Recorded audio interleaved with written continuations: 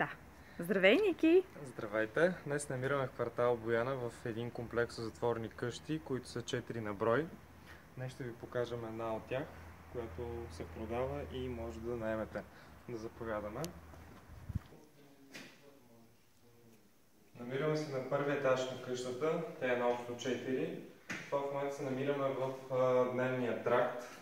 Това тук е кухнята, която е обзаведена професионално за любителите на кулинарията.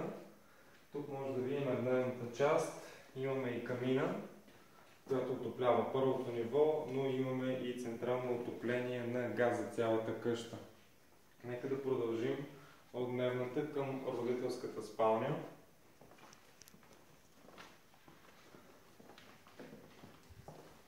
Това тук е родителската спалня, която има директен излаз към двора на къщата, който ще погледнем накрая.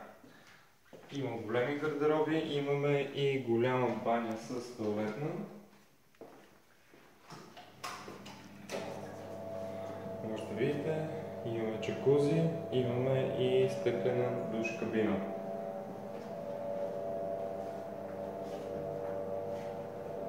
А сега нека продължим и към горните етажи. Пропуснахме да кажем, че на първи етаж до родителската спалня имаме и кабинет за работа, който може да бъде пригоден и за други нужди. А сега нека да се отправим вече наистина.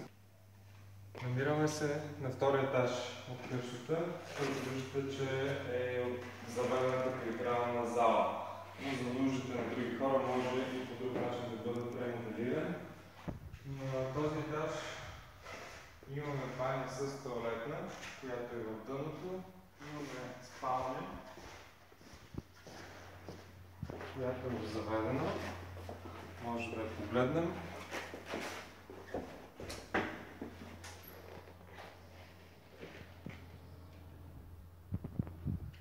На този етаж имаме и втора баня с тоалетна.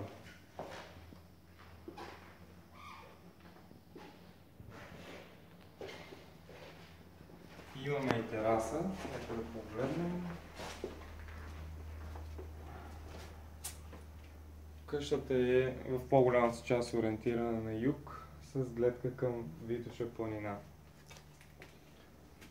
Нека да продължим и на трето ниво от къщата.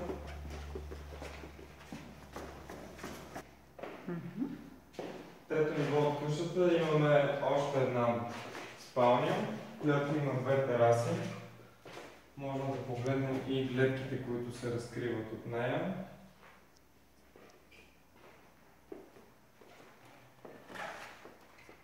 Но ще ви покажем по-красивите гледки, които се разкриват от двора на къщата. Давай. Вече сме в двора на къщата. Това е доста добре озеленен и поддържан.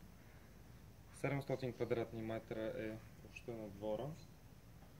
Дворът е снабден с централно напояване, за което не се налага да се грижите вие, както и професионална поддръжка на двора. За повече въпроси може да се свържете с нас и да организираме оглед. Благодаря ви.